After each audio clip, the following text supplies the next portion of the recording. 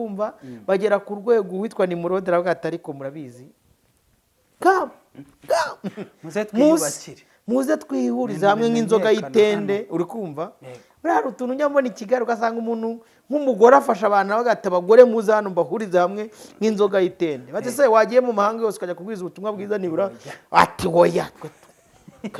gahunda yacu niya Nimurode sibyo ngo barubaka barazamuka ngo Imana ibitegereje kandi ngo bajyaga he kureba iki Imana byo mwita icyo bita kuyoboka Imana arikumva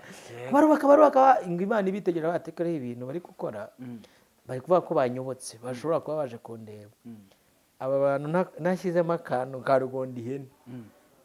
buri cy'abantu ngo bahuje umugambi cabakigera ariko ngo barubakaga bakazamuka bapfa abana babo bagakomeza bava habuzukuru bagakomerezaho Imana irabitegereza arabati mboka nkubitemo akantu gatoya uza akantu yanyujijemo nicyo bita ururimi ari narwo ruri kumbaza ngo ariko ngo burango ropa ngo burango ko hari abantu baza ngo bamwe umuntu bakamujandika mu mazi yamara kuzamuka bakati mva mbabwira akantu kamwe ndasambana nzakomeza sinzanabireka nubwo nabatijwe undi agahita aza ati 5 sinyungi murambo mubatizwa ariko imirambo undi agahita aza ati ndakoza muri mwe hari uwo nabonye arakaze agira gutyo umugeri ngo imirambo abarindagije ku buryo abakina nka baro hari uwo nayibonye zizana mu rusengero ati koraho apfa gutenga kamwe gusa pa bigenda gute kugira ngo umuntu akomeze yicara ahantu hari aguma atekereza ko baziteranye mwanafunzi yarabaje ngo ni gute twisanze ahantu mbaze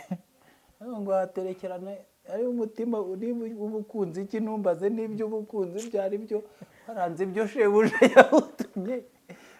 muri ibyo tushaka kundi ariko terera gastori umugabo umukongomani apfushije umugore uri kumva amaze gupfa urabizi ko bazi kuririra umuntu wapfuye agate ku bundi we utari kurira sibyo atoya mundeke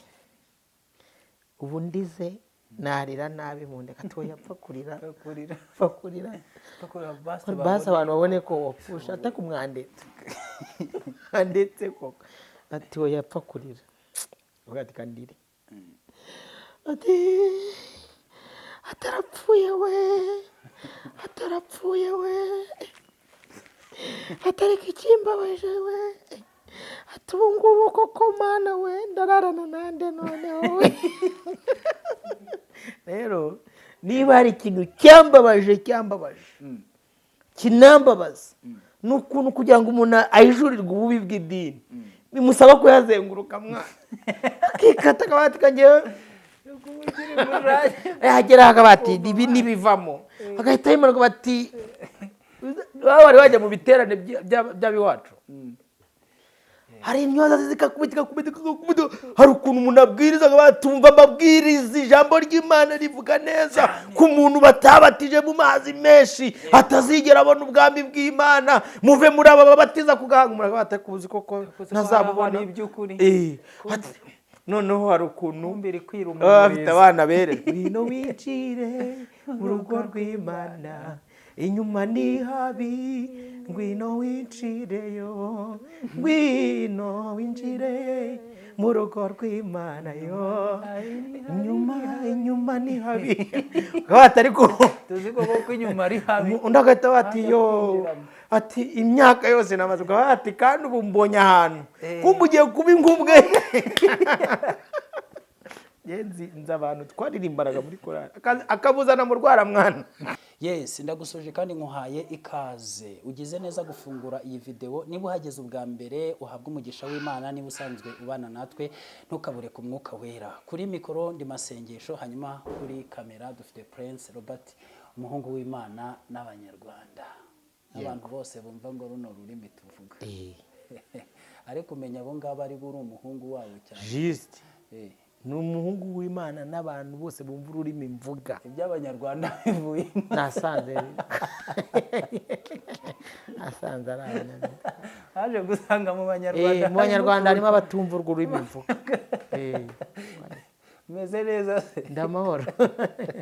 ubona ko meze neza yego ngo tugarutse muri bya biganiro byacu ni gospel talk ndagira ngo tuganire Robert tumaze iminsi tubona ibintu byinshi cyane kandi turi abanyarwanda dusanzwe tubibona mu bintu bigendanye n'iyobokamana ukabona umuntu ariteretse ati ngiye kuvuga ibintu bikomeye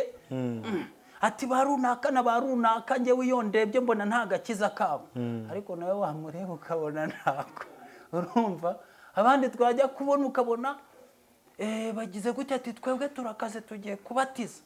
abatiza ukabona bose barahwereye kandi ati dufite ibiterane by'imbaturamugabo bajya kubona ukabona muri icyo giterane hajemo komande ibintu byo gupfa urumva kabona ibitambo ngo birabonetse Robert aka kavuyo kari mu bintu byitwa niba ndavuga ngo ni iyobokamana cyangwa se ni igisata cy'ivugabutumwa ubu uri kubibona ute ko abantu benshi bajya muri confusion donc mu rujijo bakibaza ate ko si ni ibiki noneho kugeza ku rwego umuntu asigaye avuga ati se nizere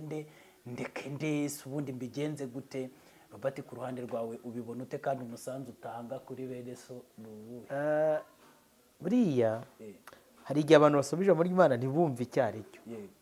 hari igihe Yesu agereranya abantu cyangwa itorero nk'igiti sibyo yego ni nayo mpamvu mu itangiriro Bibiliya itubwira ngo Imana yashyize umuntu mu ngobyi ya Edeni ngo ari kwishyira ibiti bibiri igiti cy'ubugingo buhoraho n'igiti kimenyesha ikibi n'icyiza sibyo ariko iyo witegereje mu bundi buryo bw'umwuka nyine Imana ikaguha ihishurirwa kuko Imana yishurira abantu bayo iyo bavuze ngo igiti kimenyesha ikibi n'icyiza ni umwuka uva kuri Satani niba umenyesha umuntu ikintu cyitwa cyiza yagera imbere agasanga ni kibi niba ushobora kumenyesha umuntu ikintu abona ari kibi yagera imbere agasanga kimubereye cyiza kugira ngo bizamwoshye agumye ajye muri uwo mworero ubwo mpise ntekereza kuri cya gikombe cya maraya ngo cy'izahabu ariko imbere ngo cyuzuyemo ibizira by'imyanda y'ubusambanyi sibyo noneho igiti cy'ubugingo buhoraho ubundi ni Kristo sibyo nicyo cyatumye Imana imwirukana mu ngobyi ya Edeni ngo ataramburira icyarimwe akakira igiti kimenyesha ikibi n'icyiza already yamaze gushyira muri we ariko ni igiti cy'ubugingo buhoraho ndagira gute caki urwo rugamba rero bamaze kwirukanwa mu ngobyi ya Edeni rwarakomeje ngo bagera ku rwego batuberikayini baragerageza urukumva bagera ku rwego witwa Nimurodi aravuga ati ariko murabizi muze twihurize hamwe nk'inzoga y'itende uri kumva buriya utuntu njya mbona i Kigali ugasanga umuntu nk'umugore afasha abantu avuga ati abagore muze hano mbahurize hamwe nk'inzoga y'itende bati se wagiye mu mahanga yose ukajya kubwiriza ubutumwa bwiza nibura ati woya gahunda yacu ni ya Nimurodi sibyo ngo barubaka barazamuka ngo Imana ibitegereje kandi ngo bajyaga he kureba iki Imana byo mwita icyo bita kuyoboka Imana ariko barubaka ngo Imana ibitegereje batekereho ibintu bari gukora bari kuvuga ko banyobotse bashobora kuba baje kundeba aba bantu nashyizemo akantu ka rugondi ihene buri by'abantu ngo bahuje umugambi bakigeraho ariko ngo barubakaga bakazamuka bapfa abana babo bagakomeza bava abuzukuru bagakomerezaho Imana irabitegereza aravuga ati mboka nkubitemo akantu gatoya uzi akantu yanyujijemo nicyo bita ururimi ari narwo ruri kumbaza ngo ariko ngo burango roba ngo burango ko hari abantu baza ngo bamwe umuntu bakamujandika mu mazi yamara kuzamuka bakati mva mbabwira akantu kamwe ndasambana nzakomeza sinzanabireka nubwo nabatijwe undi agahita aza ati 5 sinyungi murambo mubatizwa ariko imirambo undi agahita azaga ati ndakoza muri mwe hari ubona abonye arakaze agira gutyo umugeri ngo imirambo abarindagije ku buryo abakina nka baro hari ubona ayibonye zizana mu rusengero ati koraho cenga apfa gucenga kamwe gusa pa bigenda gute kugira ngo umuntu akomeze yicara ahantu hari aguma atekereza ko baziteranye mwanafunzi yarabaje ngo ni gute twisanze ahantu ngo Imana irangije irabitegereza irabatereka mbereke sha ngo ibigo byoyemo umuntu wamutuma itafari agahita aza yikoreye igikarayi ati nari numvishe igikarayi ko masaba undi ati good morning bibanyuranye icyo bita indimi hano i Kigali hari igihe njya mbibona nkavuga ati ura n'umudive yikoreye ikarayi y'isabata akavuga ati sha ntuzarigeramo udafite iki gikarayi ahantu dukuriye isima uri kumva umupene wacu mwiza akakubwira ati sha bitageze ku birenge ngo wibomba ari kubuza ubwenge bwo kubihisha iwacu buriya abakiranutsi ni abazi guhisha ibyaha cyane wari ubizi niko kuri mu idini ry'iwacu ubundi umudanje tugira ni umuntu uba uzi kubahisha mu gihe Bibiliya ivugaho ngo hahirwa ababariwe ibicumuro bahahirwa uzi kubihisha kabisa bakuru ubu n'igihe tuzapfa bahisha ati mwanze umubyeyi niha kujya kuri se ku mwana mutanyuze ku ubundi mugira ubwenge mwibwira ko muzarikinjira arabona we nawe arambwira tuba nkubwire sha mwana Robert wowe ibyo bintu bamwishyiramo undi sizabashya baraga bati indimi zimaze kunyurana uri kumva sibyo kuko ubundi uzabyitegereze iyo umwe avuze ntumiteho mukiza undi ahita ati ngenda avuga isabato cyane undi agahita avuga ati si sya agahita avuga ati Mariya undi akavuga ati shaka ugasuzuguro kanyu uri kumva abahita akavuga ati reka muze mwiyama harabona we rero yakataje ati bundi mundeba ninjye wa mugore kabisa uri kumva rero iyi ndimi zimaze kunyurana sibyo inzira zabaye nyinshi ariko reka mbabwire ko zose narafumbuye nanjye wasenge nabaho umuntu wavuze ati ngo zigera i Roma nasada atabeshya ati sha ewana mubonye zanyurana zasobekana zawunyuranye indimi zidafika Roma tu bose n'umwe mugomba kurometa hamwe si habiri kabisa rero hari igihe uzabona inzoka iri kwira mu murizo ugira ngo ni ibintu bidasanzwe sibyo masakuza ati njyewe ninjye mudanje kandi mu gihe cya Yesu nuko byari bimeze mbura bigeze kumuhamagara navuga ati mwigisha ngwino hano dusobanurire wowe maze ati tubwire iry'ukuri ni iri ni abasadukayo ni abafarisayo ni abanditsi tubwire dusobanurire ubu byatubereye urushishwa tubwire idini ry'ukuri ubundi nka hano mu Rwanda ni iri ko iyo bagiye muri RDB bandikisha twe tuzafasha imfubyi baza kuri tele bagasanga bari kubambika imyeru tubwire idini ubundi namwe mudusobanurire iry'ukuri mubona ari iri hano mu Rwanda ni abadive ni abapenese Gitwaza se yarabaruse basi niryo ryiza tubimenye mubona ari iri ni rya niryo kwa Rutayisire mubona ari iri Petero arivuzeho neza yavuze ko iryiza ari iri yavuze ngo nugu ugu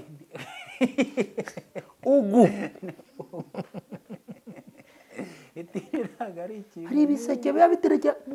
ariko shabazi kubitondeka iwacu habibi bisenke kabisa wabishaka mu mfudi ugasanga nazihari asanga abapfakazi ukabura basugi kandi baba bicaye imbere bati tugiye iwacu mu ijuru habaye umutima ukunze yindi biti bari y'agahato mbaze ngo haterekerane ari umutima w'ubukunzi iki numbaze n'iby'ubukunzi byari byo haranze ibyo shebuja yawutumye muri ibyo tushaka kundi ariko uterera agastori umugabo w'umukongomani apfushije umugore uri kumva amaze gupfa urabizi ko bazi kuririra umuntu wapfuye agahita ku bundi wowe utari kurira sibyo atoya mundeke ubu ndize narira nabi mundeke atoya apfa kurira basi abantu babone ko wapfusha atakumwandetse andetse koko ati oya apfa kurira ugati kandiri ati atarapfuye we atareka ikimbabaje we ati ubu ngubu koko mana we ndararana nande noneho we rero niba hari ikintu cyambabaje kinambabaza ni ukuntu kugira ngo umuntu ayijurirwe ububi bw'idini bimusaba kuyazenguruka mwana akikata akabati kagewe yagera akabati ibi nibivamo agahita yimanuka bati wari wajya mu biterane by'abiwacu hari imyoza zikakubita hari ukuntu umuntu abwiriza batumva amabwiriza ijambo ry'Imana rivuga neza ku muntu batabatije mu mazi menshi atazigera abona ubwami bw'Imana muve muri aba babatiza kugahanga umuntu batakuzi koko ntazabubona iby'ukuri noneho hari ukuntu mbere kwiruma bafite abana bere ngwino wicire mu rugo rw'Imana inyuma ni habi ngwino wincireyo ngwino winjire mu rugo rw'Imana yo inyuma ni habi atari ko tuzi ko inyuma ari habi undi agahita bati yo ati imyaka yose namaze ati kandi ubu mbonye ahantu kumbugiye kuba ingubwe nzi abantu twaririmbaraga muri korali akabuzana mu rwaramwana akantu terura kuhambira ko ati mama runaka yashyinguye ati uri kubwa Yesu yavugiye ko zari inkubwe ebyiri ubu ntizirongera kwikubara umuntu agahita yishima ngo babonye umuntu ukijijwe uri kumva kumba adakijijwe akajya nyine kwegura none masenye reka nkwe nk'urugero rwawe njye nabonye comment ziri kunuka kwa kunda ariko kuva mwatukana umuntu umwe niwe wanyemeje ntago ntawe utundi mpamunuka bakurebeye iki ntoranye cyaragitoranye asoreza ashyira amaraso ya Yesu kugira ngo agisige neza kizirabwa nk'abantu bari kunuka tuganire sibyo tumurikisha umucyo w'ijambo ry'Imana Bibiliya itubwira ko Yesu ari iki iyo ivuze Yesu wenda mu buryo bweruye ivuga ko ari iki Yesu Imana Bibiliya ivuga ko Yesu Kristo ari Imana yihinduye umuntu icyo ni icyambere tugende step ya kabiri umwana w'Imana icyo ni ya kabiri kandi kavuga ko ari ubugingo bwo icyo ni icya gatatu kandi kavuga ko ari amahoro n'agakiza icyo ni icya kane Yesu ni byose muri ureka tugende wenda tugere nko ku 10 ivuga ko ari we nzira yego ni nawe kuri akaba ari ukuri ni nawe bugingo ni nawe bugingo ivuga ko izina rye yego ari ryo ryonyine twagize gute twahawe gukirizwamo hehe munsi y'ijuru yego ahantu hose ubwo bari kunukira iki na kojera gati mu ntozi ndavuga ni rero niba ushobora kuba ufite Yesu nk'izina twahawe ryo gukirizwamo ariko ukaba ufite na application ya Kanguka muri telefone yawe ukaba nayo yizera ko nayigukiza uri gutahira ubukwe bubiri bwawe icyarimwe uratagaranye uri kumva bati waravangiwe wowe Kanguka yatusha urayizi idukiza indwara wowe nende kuvuga ukuntu ejo yarituyemo 8 mu giterane 8 nyenge wihuze cyane bitwa byishimo abapenewe muri CP bati bagiye kubona bari bayobeye ngo babone igisiga kiramanutse bazimije amatara kuri trompete ya 6 kimanukana n'imizi n'iminara bati umukwa basinziriye bati umukwa baraje ndabeyuramo 8 ahise awutwara wihuse mwana. ubu ugiye usanze umuremyi. Reka mbabwire ikintu gikomeye kandi buriya igihe mba ndi kwisekera, ariko reka mbabwire ikintu gikomeye. Ndahishuriwe Masenge. Abantu bose bapfuye hano mu Rwanda, hari indirimbo Bosco Nshuti yaririmbiwe witwa Gisele yapfuye, ivuga ngo araruhutse inshuti ya Yesu. Ariko nk'uko muvuga ko hari abageni ba Kristo, ndabarahiye hari n'abandi bantu batabaruka kandi ari abageni ba Satani cyane cyane rwose. Mujye mubaruhutsa mubaruhutse, ariko mumenye ko hari abageni bizi muzombi. Kandi ijambo ry'Imana rirasobanura ngo hari inzira y'igihogere igira abageni benshi, hakaba n'inzira ifunga. Hari abantu batamenye ikintu gikomeye kandi ntabwo twabarenganya. Yego. Nese wamenye iby'ubwami, ni wowe ujya uvuga uti se wowe wakwishora mu bajiji utari umujiji, wakwishora mu by'ubwami utari umwana w'ibwami se bikaguhira. Abatesalonike, urwandiko rwa kabiri rw'Abatesalonike ku bice 2:9 havuga ngo kuza k'uwo muriganya Satani, kuza k'uwo mugome kuri mu buryo bwo gukora kwa Satani, bafite ibitangaza byinshi by'ibinyoma n'ubuhenzi bwinshi bw'ibyaha kubarimbuka. Kango kacu adukirije kanseri, Imana ishimwe nabyaye kubera kanguka. Apostle wacu niwe wamesheje umugisha iyi visa, iyo ntayigira semba ndi hano. Kano kazi niwe wakana. Nakugera mu biganza mubyeyi witaya benefo. Ubuhenzi bw'ibyaha n'ibitangaza byinshi by'ibinyoma. Baba bashaka inyigisho zibobeza ubushye. Cyo bita kubobeza ubushye mu mitima. Hari abahanga baba bizi, kumva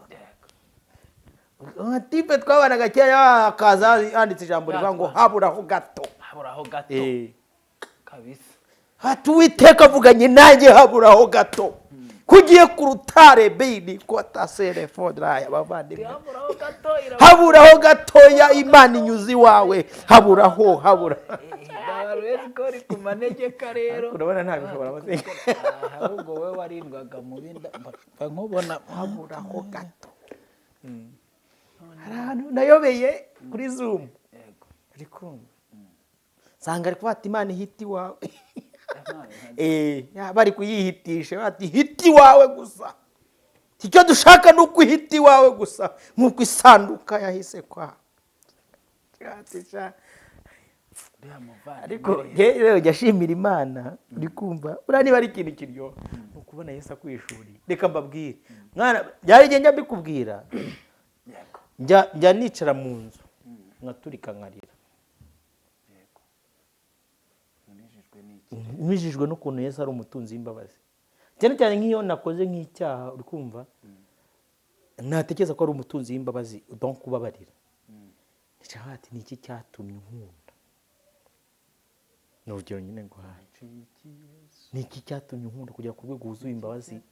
imbabazi nk'izi ngizi. Ese ni iki cyatumye unyihishurira? Buriya ari ibintu nyine tujya tuvuga ukanga ngo wambaye ikirezi ntago amenya ko kera.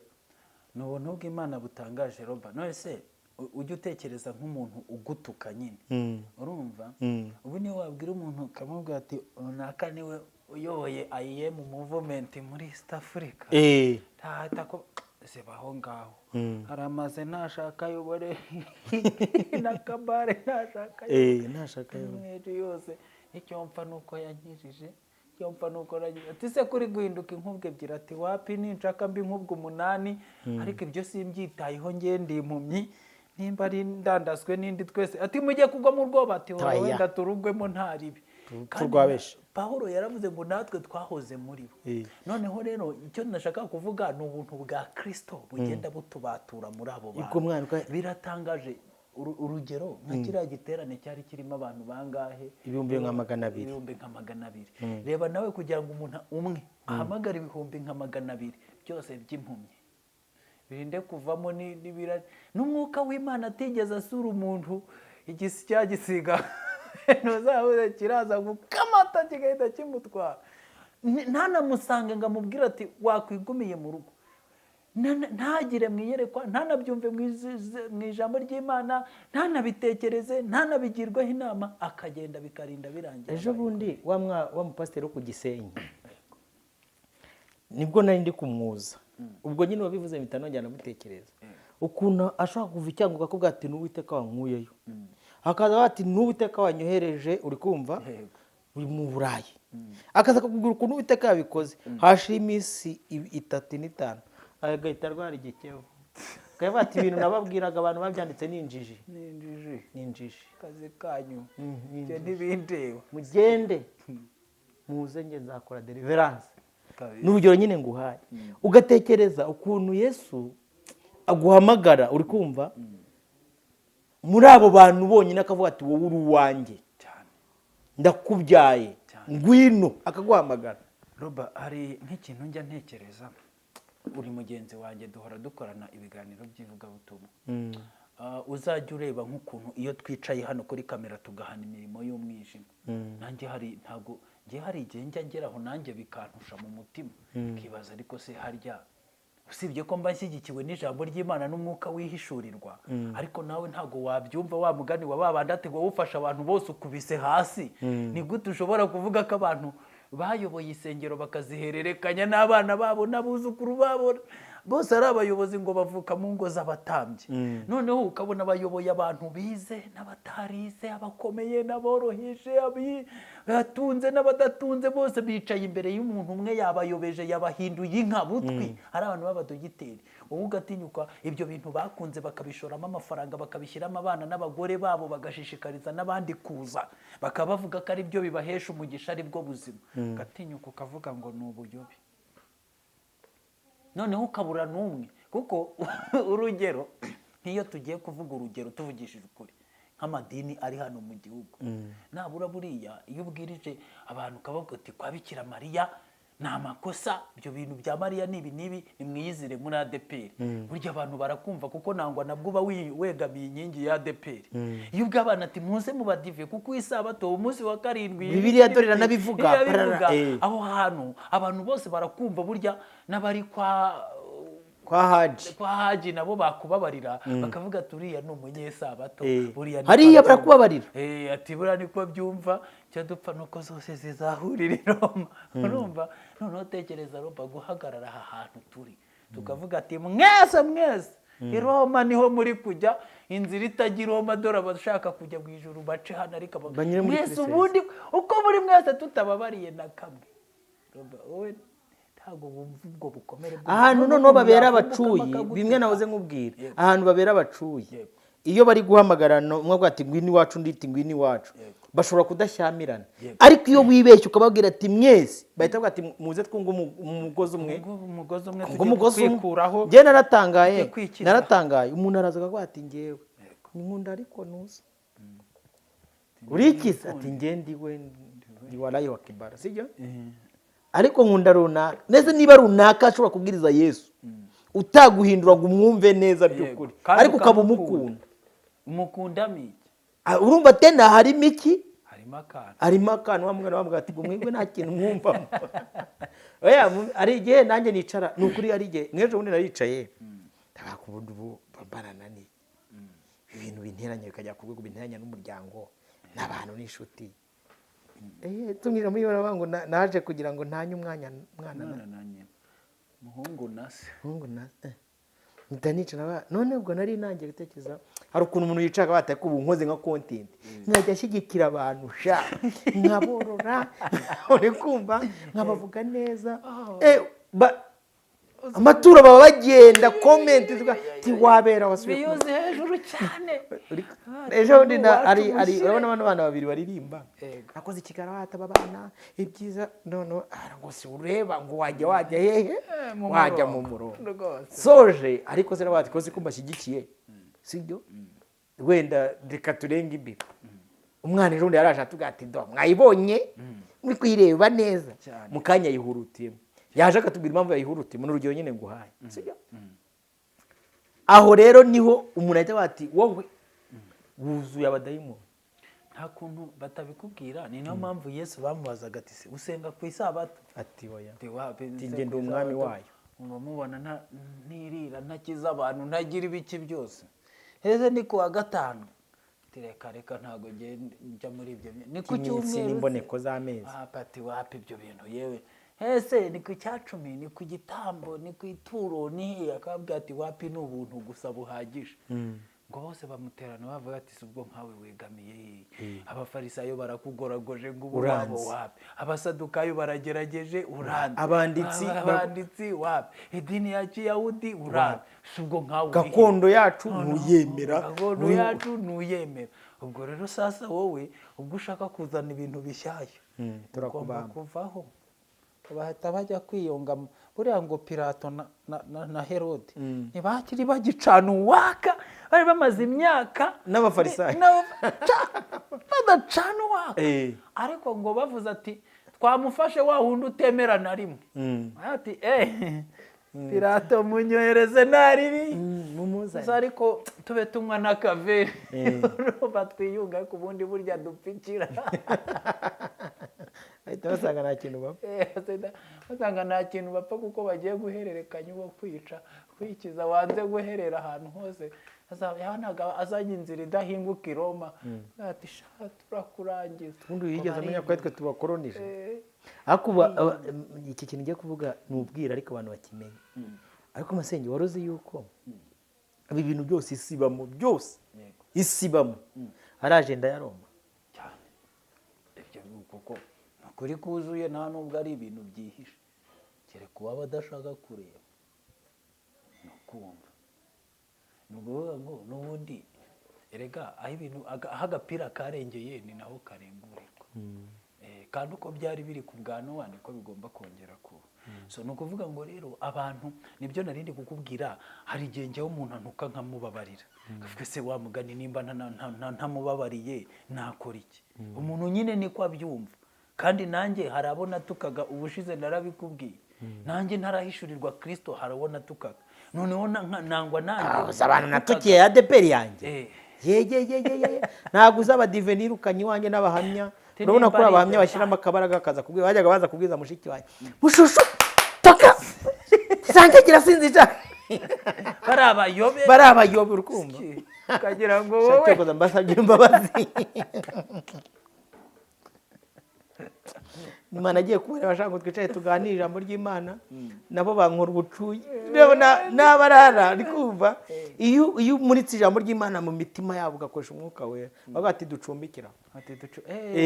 hagarikira aho tuzakusubira, nta mwanya mfite ducaginga turumva shari kiri kwinjiza, kuko arakubwira ati ariko tuganire. Yesaya ivuga ko Imana yari ifite igitekerezo cy'uko umuntu abyara akororoka, urukumva akaba mwiza. Ntabwo Imana yavuze ko Imana indi jambo ryayo ikarikurikirana ibihe n'ibihe. Yego, ubwo rero ni ukubyara ahubwo ayo umugambi Imana yari ifite y'uko isi izongera ikamera neza. Ni ukuvuga turi kugana ku musozo, ntabwo tuza gutinda cyane, ariko bene data si uko tubashimye gusa ngo mujye mudutuka kubera tuvuga ibyo mudashyikira, ahubwo tuba dushaka ko bibaye byiza namwe mwatera intambwe mugasaba Kristo akabihishurira. ariko reka mbahe nka Dova, sibyo nkaho muhaka badeko abahungu nkurikije uko nabumvishije, bavuze ko ari umukumbi muto. Ese Bibiliya ivuga iki ku mukumbi muto? Bavuze ko ari abantu bo mu ishyanga ryera. Ese Bibiliya ivuga iki ku ishyanga ryera? Bavuze ko umushumba wabo ari Yesu Kristo, ariwe bahisemo ko ababera iki umushumba. Ese Bibiliya imuvugaho iki? Donc noneho mubanze muze mwate ko ubundi koko ubu koko barayobye, cyangwa dukurikije ibyo Bibiliya iri kuvuga nitwe twayobye. Wanari kwanariza basi. Hari umuntu mwavuze,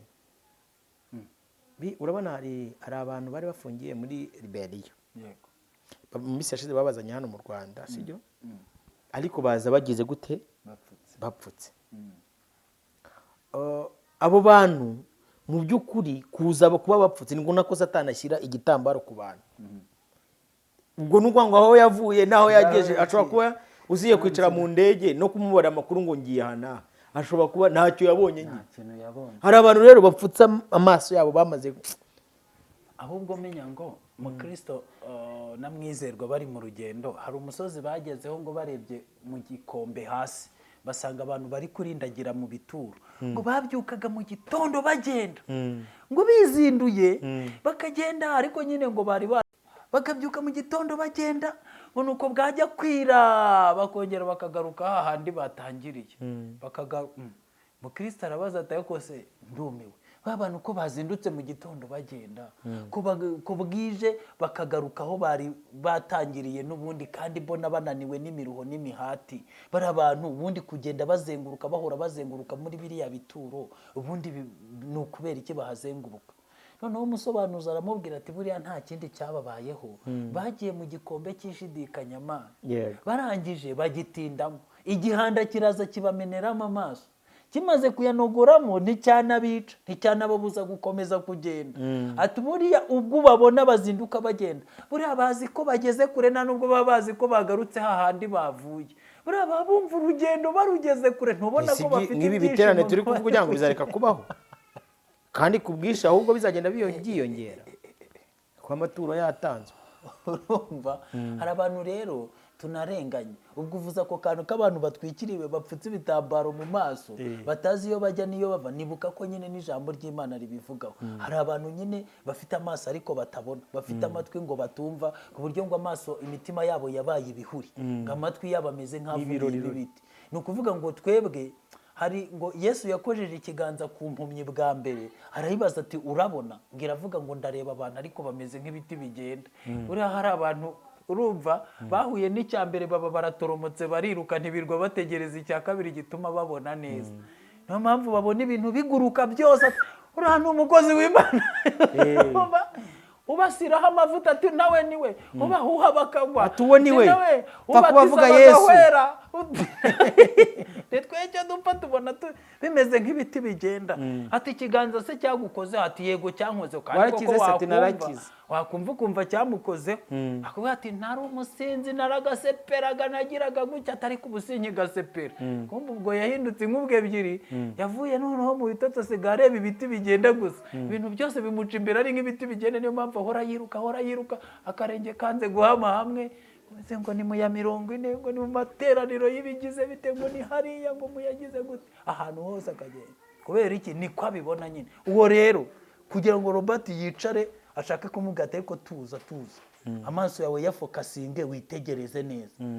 akiringira mu jisho akabona biranze birirukanze kubera iki yanze gutegereza ikiganza cya Kristo ngo kimukoreho Robert yamubwira ati nyamara ibyo bintu birahagaze ntago biri kugenda ugati Robert twumvikane ikiganza cya Yesu cyankozeho